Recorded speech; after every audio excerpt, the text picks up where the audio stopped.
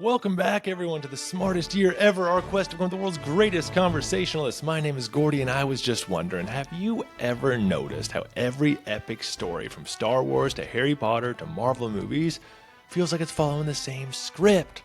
Well, that's because they are, and it's called The Hero's Journey, and it's everywhere. Like and subscribe right now if you haven't, so you can keep up every single day. I do this every single day. So yeah, I asked in the intro, how every epic story from Star Wars to Harry Potter to Lion King seems to follow the same plot. That's not a coincidence. It's called The Hero's Journey, a storytelling blueprint that traces back to ancient myths and legends. In 1949, mythologist Joseph Campbell laid it all out in his book, The Hero with 1,000 Faces. Campbell argued that nearly every great story follows a universal pattern, a cycle of challenges, trials, and transformation. Campbell's original hero's journey had 17 steps, but over time it's been condensed to a 12-step version popularized by screenwriter Christopher Vogler. And that's the version that most people know today, especially in Hollywood. So I'm going to talk about that version today because 12 is a little easier than 17 anyway, just to drive the point home. So what are the 12 steps of the hero's journey? Well, we're going to break that down right now using some familiar examples to the best of my memory. So here we go. Step 1, ordinary world. Before the adventure begins, the hero is living a normal, unremarkable, often mundane life, right? So you're thinking Harry Potter under the stairs, Simba chilling in the Pride Lands, or like Luke Skywalker working on his uncle's moisture farm in Tatooine, right? Peter Parker bumbling around New York City, a girl so like me. The ordinary world shows what the hero is leaving behind and why they're about to be shaken out of their comfort zone. All right, and then we get the call to adventure. Something disrupts the hero's ordinary life. It's the moment when Harry gets his Hogwarts letter, or when Princess Leia's hologram appears to Luke. Help me, Obi-Wan Kenobi, you're my only hope. And Peter Parker gets bitten by the spider, and it's the invitation to step into the unknown.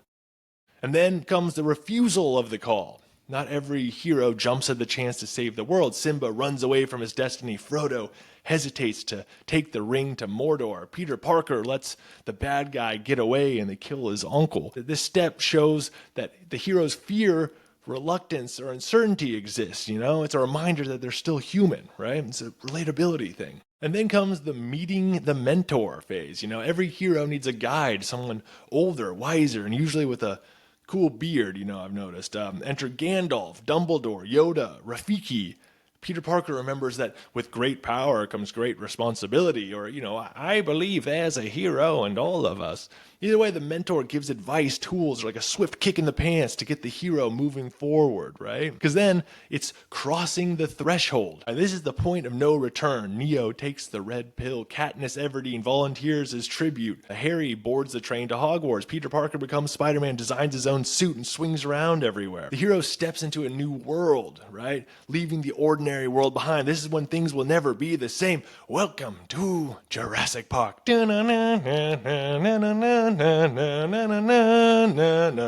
Right?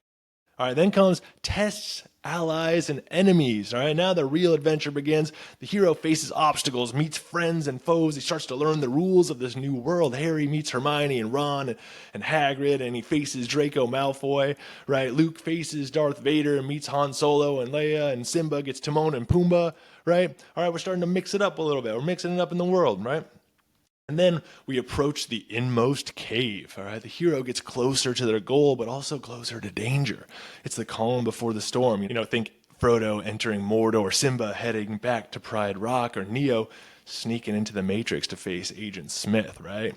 Things are getting intense. And then comes the ordeal. This is the big climactic moment. The hero faces their greatest fear or biggest enemy. It's when Simba battles Scar, Harry faces Voldemort, or Luke blows up the Death Star, Spider-Man fighting the villain. This is life or death, the make or break moment. Who are you? What are you made of? And then, following that, you get the reward.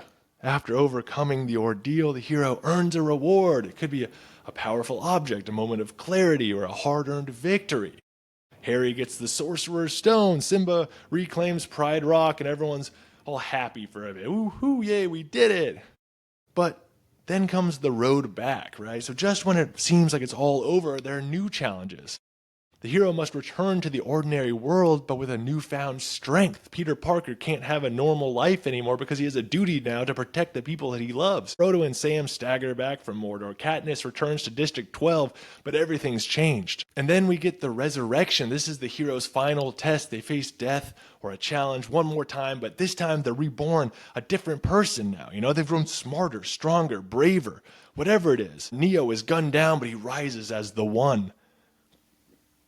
You know, Simba defeats Scar and takes his place as king. Harry confronts Voldemort again in the Forbidden Forest. Whatever it is, you know. Here it is. I'm a new man. I'm ready this time. And then it's the return with the Elixir. The hero returns to the ordinary world, but now with new knowledge, powers, or strength, right? In other words, the hero returns home bringing back something valuable, whether that be knowledge, power, a sense of self. Simba brings balance back to the Pride Lands. Harry brings back the truth about Voldemort, and Frodo brings back the memory of what he sacrificed to save Middle-earth. And forgive me now if I got some of the details wrong, going by memory a bit here on the actual movies, but you can see what I mean. The gist is there, you know? And I really picked movies people are fanatic about, so I'm sorry. I really am sorry if I messed up some details. But the structure is what I'm looking at, right? So why does this structure work so well? Well, it's not just the formula. It really taps into a universal human experience that we share. Universal human experiences, relatability, loss, struggle, transformation, redemption. It's why the hero's journey is so compelling, because we all experience versions of it in our own lives to some degree. But is it overused? Some say yes. Once Campbell's structure became widely known, Hollywood started churning out hero journey stories like they were assembly line products. Think of how many movies start with a reluctant hero, a wise mentor, a climactic battle, and a triumphant return. But even if it is formulaic, it still works. And some modern storytellers have kind of flipped the script. You know, think about like Breaking Bad, for example, where the hero becomes the villain, or tons of other popular shows now. I almost feel like the anti-hero trope is even more played out now. Like, does every modern protagonist have to engage in money laundering these days? Right?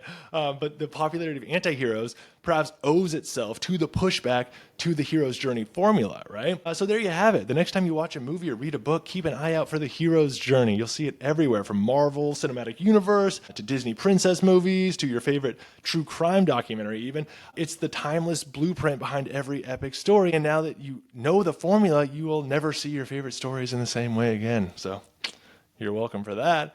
And thank you to all my sources, which can be found in the YouTube description. Please leave me a comment, follow, rate, like, subscribe, share with someone else who likes this sort of thing. Let me know of other movies that follow this pattern or don't follow this pattern and why they don't. At Smartest Year Ever on social media. Go check out the 1-minute version of all my clips, including this one. And in the meantime, stay curious and stay clever on our quest to become the world's greatest conversationalists. I will see you tomorrow in the Smartest Year Ever.